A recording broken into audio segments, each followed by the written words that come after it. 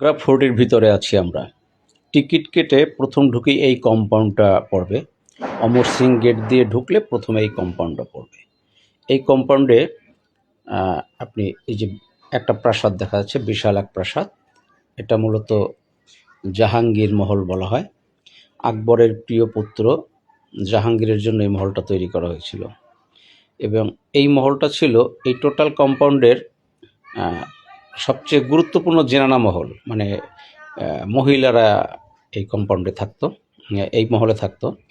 বিশেষ করে জাহাঙ্গীরের যে মা যোধাবাই, উনি এই মহলে থাকতেন। তো এই মহলটা নিয়ে আমরা পরে কথা বলবো।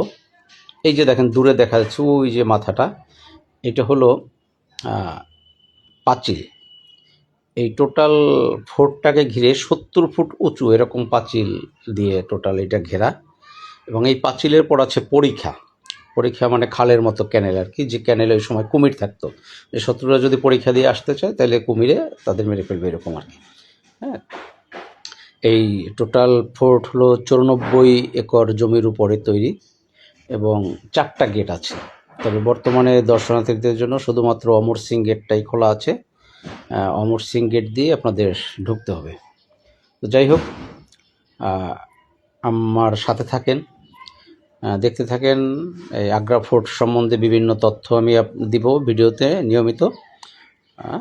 তো ধন্যবাদ, সাথে থাকবেন প্লিজ।